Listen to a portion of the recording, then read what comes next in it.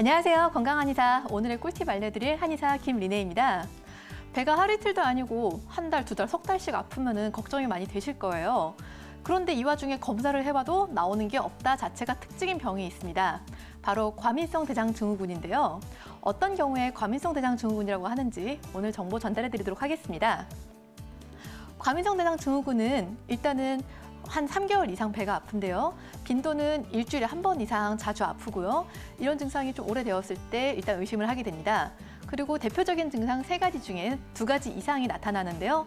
하나는 변을 보기 전후에 변을 봤더니 통증이 더하다 또는 변을 봤더니 통증이 나아졌다 하는 식으로 변과 관련된 통증이 있고, 또는 변의 횟수가 하루에 2번 아니면은 일주일에 2번 이런 식으로 횟수가 많이 변했다.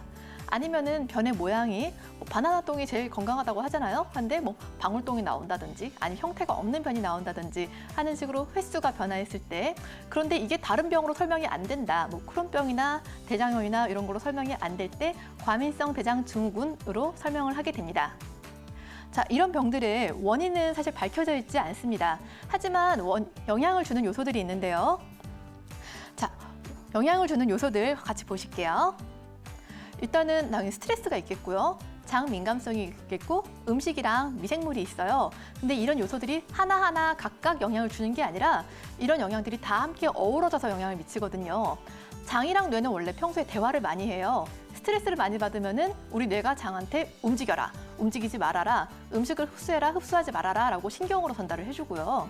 또 장에서는 음식을 먹은 거를 미생물의 도움을 받아서 행복 호르몬 세로토닌을 만들어서 뇌한테 보내줘요. 그럼 이게 또 스트레스에 영향을 주잖아요.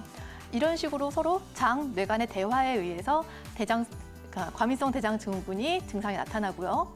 또는 우리가 음식을 먹었을 때 어떤 음식은 소화가 잘 되고 어떤 음식은 가스가 차요. 이거는 음식이랑 미생물 사이의 관계에 의해서 나타나는데요. 이렇게 가스가 나타났을 때 어떤 사람들은 배가 안 아프고 어떤 사람들은 방귀를 한번 뀌고 말고 어떤 사람들은 배가 많이 아파요. 이런 거는 유전적인 소인이나 장의 민감성에 의해서 결정됩니다. 이런 요소들의 조합에 의해서 나타나는 것이 과민성 대장증후군입니다.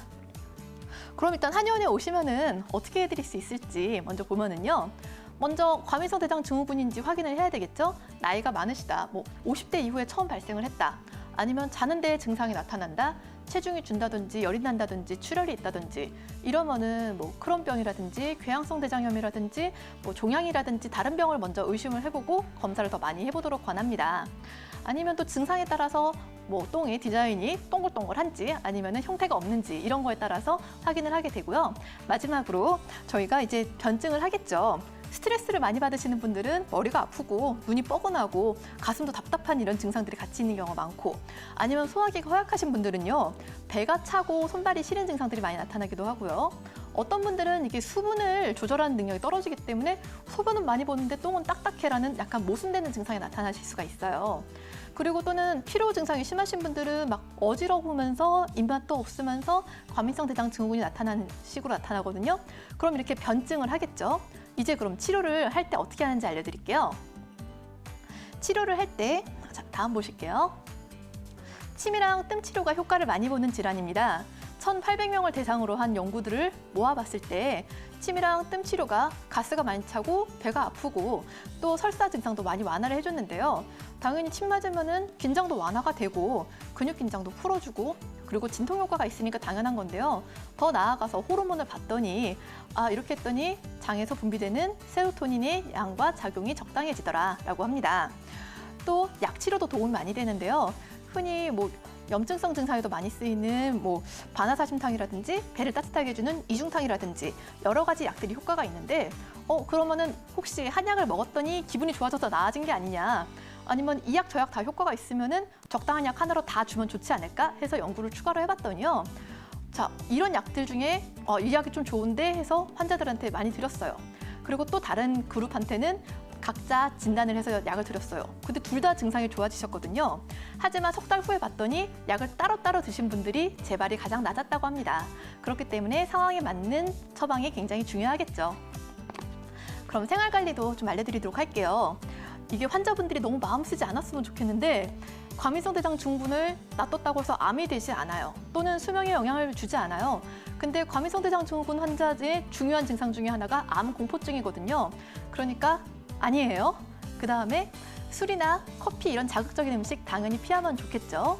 또 적당한 유산소 운동이랑 휴식이 좋은데 너무 애쓰시면 안 돼요. 너무 열심히 운동하시는 분들한테는 오히려 좀 안 좋아지기도 하더라라는 연구도 있습니다. 또 식사량을 시간이랑 좀 규칙적으로 하시는 게 좋은데 내가 너무 맛있는 걸 먹으면은 나한테는 스트레스가 아닌데 장한테는 스트레스거든요. 그러니까 좀 증상이 있을 때는 먹는 양, 먹는 시간을 예측 가능하게 그냥 저냥 비슷하게 드시는 것이 좋습니다. 또 좀 과민성 대장 증후군 환자분들이 기억하시면 좋을 게 중요한 게 있는데요. 흔히 말하는 장에 좋은 음식이랑 과민성 증후군이 있을 때 좋은 음식이 좀 다를 수가 있어요. 식이 관리로 넘어가실게요. 자, 발효가 잘 되고 아니면 식이섬유가 많고 장내 세균이 좋아하는 올리고당 같은 음식들은 보통 장한테 좋다고 하잖아요. 근데 과민성 대장 증후군 환자들한테는 이게 가스를 발생시키고 뭐 설사를 일으키거나 배가 아프실 수 있어요. 그렇기 때문에 장에 좋다더라 해서 특정 음식을 열심히 드시는 게 오히려 독이 될 수 있습니다. 한국 분들이 많이 드시는 이런 음식들을 포드맵이라고 다 뭉뚱그려서 불러요. 한국 사람들이 좋아하는 포드맵, 뭐 양파, 마늘, 콩, 잡곡, 사과 이런 것들이 여기 들어가니까 다 장에 좋을 것 같죠? 이런 음식들을 구분을 해서 기억하시는 게 좋고요. 또 당, 알코올류나 올리고당, 톨로 끝나는 그 당류들이 문제가 많이 돼요. 자일리톨, 말티톨, 소르비톨 이런 음식들을 구분하시고요. 무엇보다 본인의 기억이랑 경험을 믿으실 수 있도록 메모를 했다가 내가 이 음식에 민감하더라 라고 기억을 하시면 참 좋습니다. 과민성 대장 증후군을 너무 미루지 말고 잘 치료받으시면 좋겠습니다. 오늘의 꿀팁 전달해드렸습니다. 감사합니다.